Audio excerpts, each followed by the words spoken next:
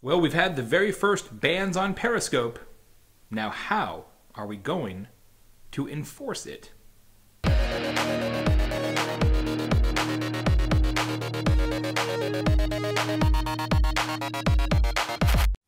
Hey everybody, it's Baer with another J Today, where I give you a piece of my mind 3 minutes at a time.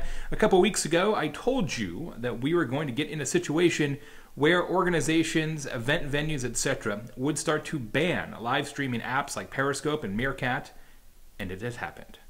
Of all places, the National Hockey League, yes, the NHL, has banned live streaming in its arenas. You cannot use Meerkat or Periscope to broadcast National Hockey League playoff games. That seems to me to be a very, very difficult ban to enforce. Are they going to send ushers up and down the aisles and say, hey, how come you have your phone out?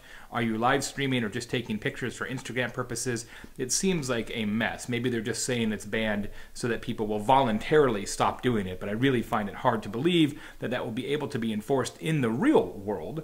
What I find interesting, however, is that the National Hockey League said that they are implementing this ban to protect their rights holders, meaning that they are protecting the people who have paid to broadcast National Hockey League playoff games, which is primarily NBC.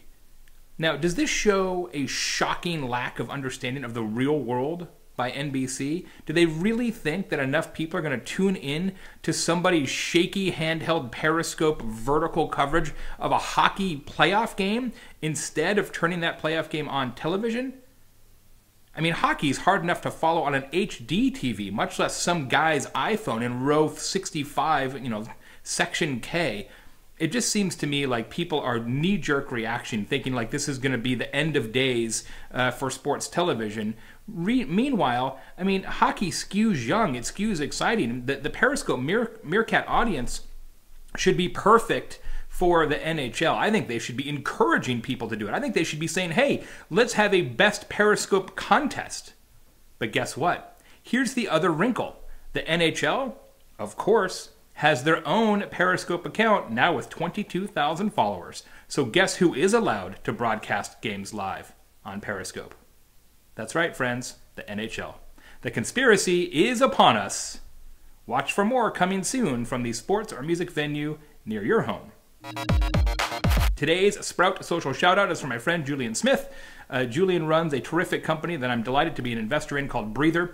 Breather sets up small spaces, office spaces in big cities around the world, and you can go reserve your space for an hour or 4 hours, 5 hours for a meeting, for yoga practice, for working on your lines, for sculpting, whatever you want to do. It all unlocks on your phone. It is fantastic, and the reason I mention it today is because Breather just launched in Boston. So if you're in Boston, you need a place to hang for a couple hours, get some work done, do a conference call, check out Breather. The mobile app is super slick. You can get it at breather.com. As always, this show, the J Today Show, is brought to you by Sprout Social, which is what I use for my own social media stuff, and the show is brought to you by Candidio.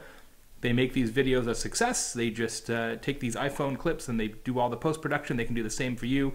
Fast and easy and affordable. That's Candidio. Until tomorrow, this is Baer, who will be watching the hockey games apparently on television. I hope you are too. Thanks.